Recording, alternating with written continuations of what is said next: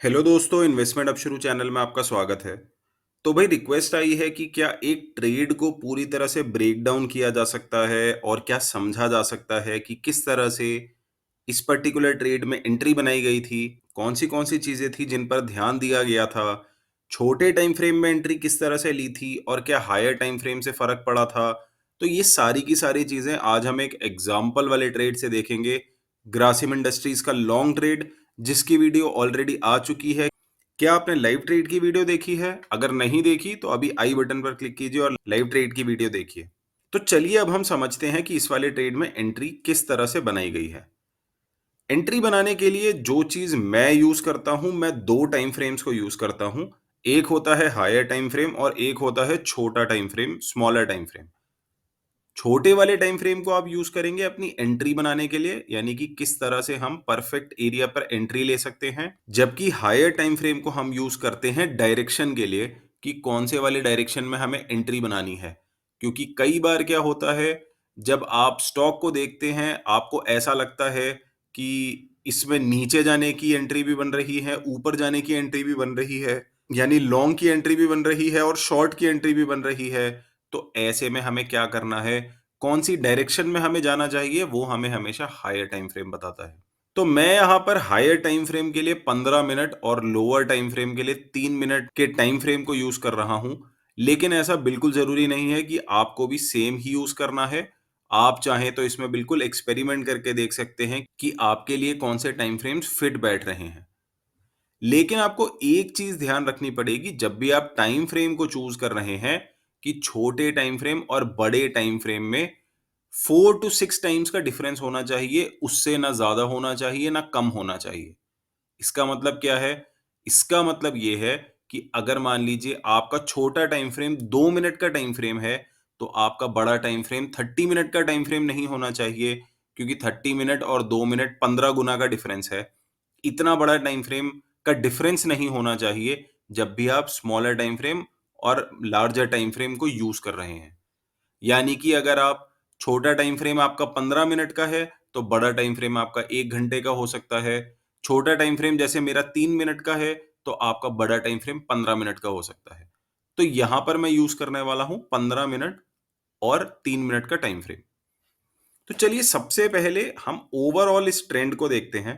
अब कई बार ये थोड़ा सा कंफ्यूजिंग होगा, क्योंकि यहां पर आपको दिख रहा होगा कि यहां से प्राइस नीचे आ रहा है, लेकिन यहां पर थोड़ा सा ऊपर चलना शुरू हुआ है। तो हमें कौन सी वाली चीज को कंसिडर करना है? तो उसके लिए हम सिंपल स्विंग लोज और स्विंग हाइज मार्क करते हैं। इस एरिया से मार्क करेंगे, बहुत ज्यादा पीछे जाने की जरूरत नहीं है।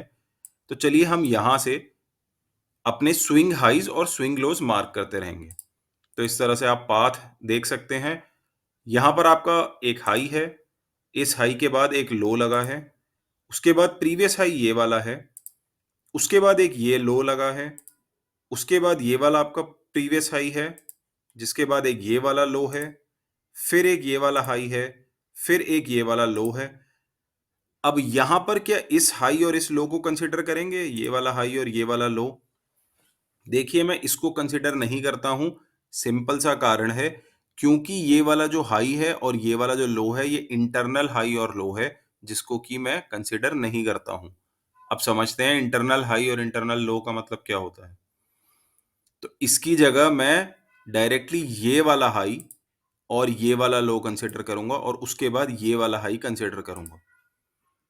तो चलिए अब समझते हैं कि ये इंटरनल हाई और लो क्या होते हैं, जिसको कि मैं कह रहा हूं कि मैं ज्यादा कंसिडर नहीं करता हूं। तो चलिए हम एक बारी थोड़ा सा देखते हैं कि अगर मान लीजिए मेरा ट्रेंड कुछ इस तरह से है, कुछ इस तरह से है, तो क्या ये डाउन ट्रेंड है? यस, ये बिल्कुल एक डाउन ट्रेंड है। क्योंकि आप देख सकते हैं यहां पर एक हाई बना है, यहां पर जो पर्टिकुलर हाई है, इस हाई के बाद जो अगला हाई बना है वो उससे नीचे है, और जो अगला हाई बना है वो उससे नीचे है। ठीक इसी तरह से अगर आप देखेंगे यहां पर लो, तो अगला जो लो है वो इस लो के नीचे है, और ये वाला भी जो लो है ये इस लो के नीचे है। तो इस तरह से हम बोल सकते हैं कि हमारा ट्रेंड कंटिन्यू हो रहा है। यानी कि जब इस लो के नीचे प्राइस चला जाएगा, उस समय हम उसको स्विंग पॉइंट मानेंगे, और जब इस लो के नीचे प्राइस चला जाएगा, उस समय हम उसको स्विंग पॉइंट मानेंगे। तो हम 2 चीज़ें मानेंगे कि जितने भी लोज़ हैं, वो कटते रहेंगे, वो मार्केट तोड़ती रहेगी और जितने भी हाइज़ हैं, उनको मार्केट रिस्पेक्ट करेगी, अगर ये एक एक्चुअल डाउन ट्रेंड है तो।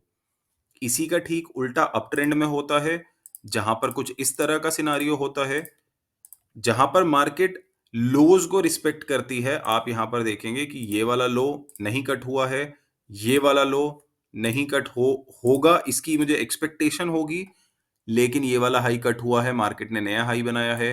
फिर ये वाला हाई कट हुआ है, मार्केट ने नया हाई बनाया है। तो इस तरह से आप देख सकते हैं कि हमें एक पर्टिकुलर हाई और लो के कट होने का वेट करना पड़ता है। तो चलिए अब समझते हैं कि वो जो नीचे इंटरनल स्विंग लो था, उसको मैं कंसीडर क्यों नहीं कर रहा हूं।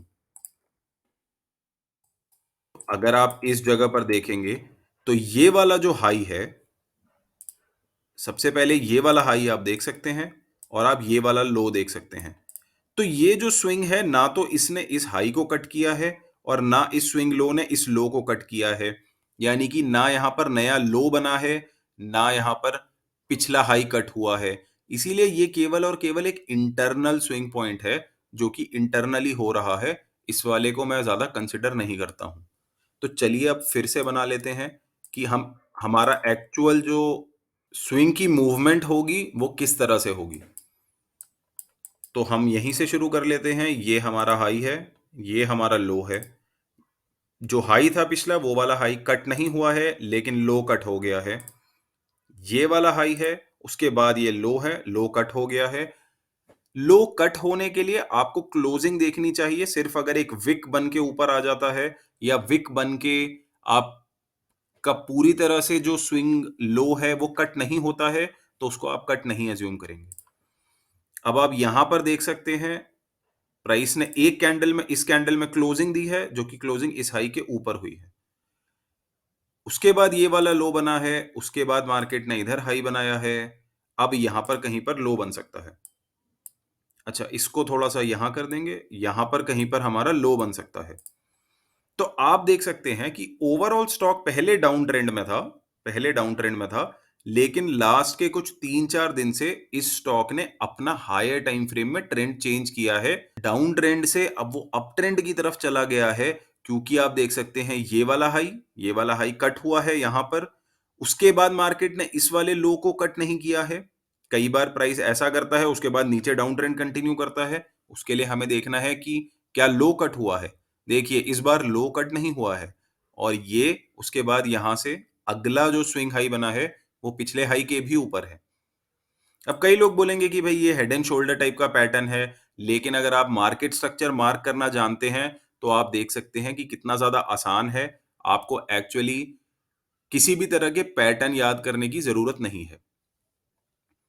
तो चलिए, अब ये तो हमने कर लिया कि हायर टाइम फ्रेम में किस तरह से ट्रेंड जो था, जो रीसेंट ट्रेंड था, वो अप ट्रेंड था। तो एक चीज जो मेरी मार्क हो गई है, वो ये है कि 15 मिनट का टाइम फ्रेम हमें अप ट्रेंड बता रहा है। और ये चीज पता होना जरूरी है। कई बार क्या होता है, आप अगर इस वाली चीज को क्लियरली नहीं देखते हैं, तो हो सकता है आप शॉर्ट का ट्रेड बना दें, लेकिन जो हायर टाइम फ्रेम है, वो अगर अप ट्रेंड बोल रहा है, तो हायर टाइम फ्रेम हमेशा जीतेगा, आपका छोटा टाइम फ्रेम चाहे कुछ भी कह रहा हो। तो अब हम इसमें क्या मानेंगे, इसमें मानेंगे कि भाई ट्रेंड जो है वो कंटिन्यू होना चाहिए। तो आप देख सकते हैं, अगर ट्रेंड को यहां से कंटिन्यू होना है, तो ये वाला स्विंग लो कट नहीं होना चाहिए। चलिए इसको मार्क कर लेते हैं। यानी ये वाला स्विंग लो हमारा कट नहीं होना चाहिए, तभी ये ट्रेंड कंटिन्यू होगा। अब आप देख सकते हैं कि प्राइस इस स्विंग लो के पास आया है यहां पर और उसके बाद प्राइस ने ऊपर जाना शुरू किया है। तो अब हम इसको देखते हैं छोटे वाले टाइम फ्रेम में। अब हम अपना जाएंगे 3 मिनट के टाइम फ्रेम में। तो चलिए, 3 मिनट के टाइम फ्रेम में जिस समय ट्रेड लिया था, मुझे केवल और केवल इतना दिख रहा था। बाकी का जितना आगे का एरिया है, आप देख सकते हैं मैंने एक बॉक्स से मार्क करके बंद कर दिया है। तो ये हमारे वही स्विंग पॉइंट्स हैं जो कि मैंने मार्क किए थे 15 मिनट्स के टाइम फ्रेम में। तो अब अगर आप यहां पर देखेंगे, क्या आपको एक बड़ा इंपल्सिव मूव दिख रहा है? एक बड़ा सा इंपल्सिव मूव दिख रहा है। तो वो वाला इम्पल्सिव मूव है यहाँ पर। यहाँ पर मुझे एक काफ़ी बड़ा-सा इम्पल्सिव मूव दिख रहा है।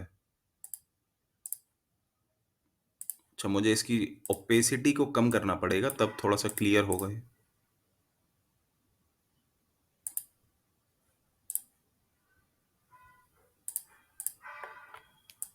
तो आप यहाँ पर देख सकते हैं कि ये एक काफ़ी ज़्यादा बड़ा इम्पल्सिव मूव दिख रहा है और ये वाला इम्पल्सिव मूव आना इसलिए ज़रूरी है, आप ये देखिए, उससे पहले, ये इम्पल्सिव मूव आने से पहले, क्या स्टॉक अपट्रेंड में था? यहाँ लेफ्ट में प्राइस इधर है, उसके बाद स्टॉक लगभग नो ट्रेंड या डाउन ट्रेंड की तरफ आप कह सकते हैं, लगभग कोई भी ट्रेंड नहीं था। स्टॉक एक इस पर्टिकुलर रेंज में ट्रेड कर रहा था। जहां पर कि आप देख सकते हैं, इस पर्टिकुलर रेंज में स्टॉक ट्रेड कर रहा था लगभग।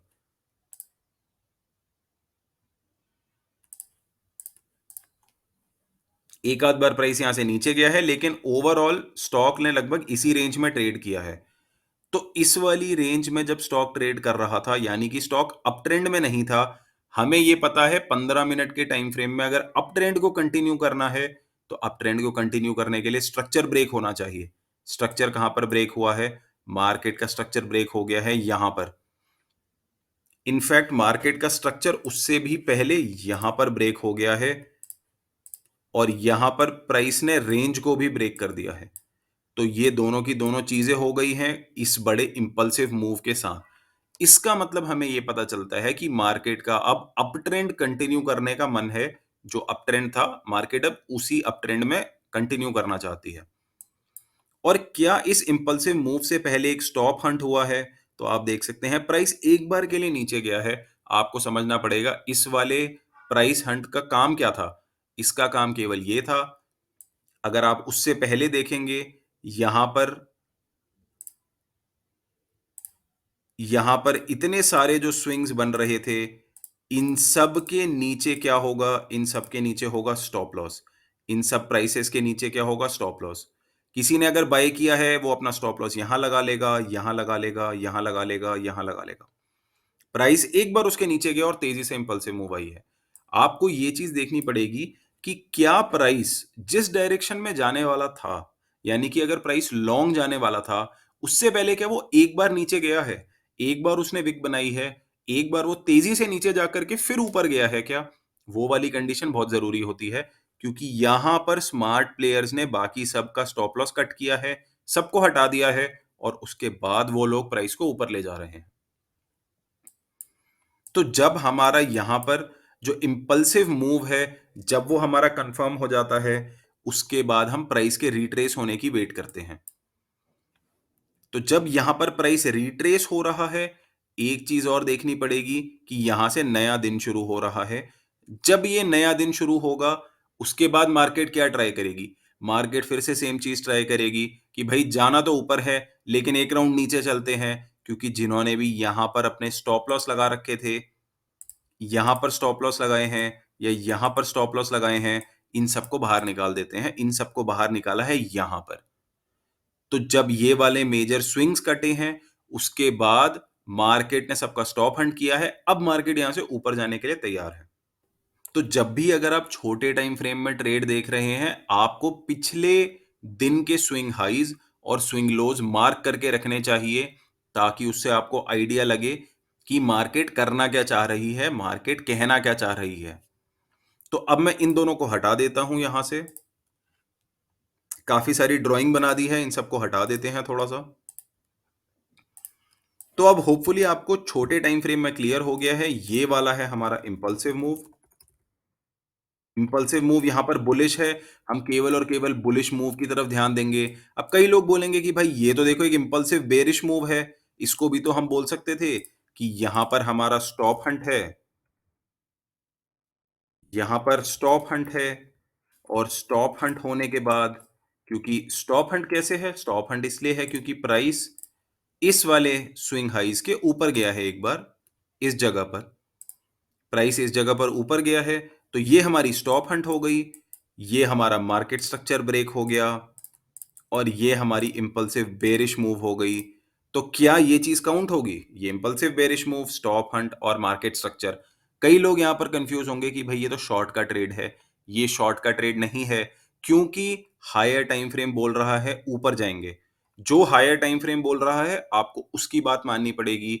आपको छोटे वाले टाइम फ्रेम की बात नहीं माननी पड़ेगी। तो छोटे वाले टाइम फ्रेम में देखिए यहां पर इंपल्सिव मूव ऑलरेडी हो चुका है, जिससे हमारा लॉन्ग का सेटअप बन चुका है। तो चलिए अब मैं थोड़ा सा इन सब चीजों को क्लीन कर देता हूं।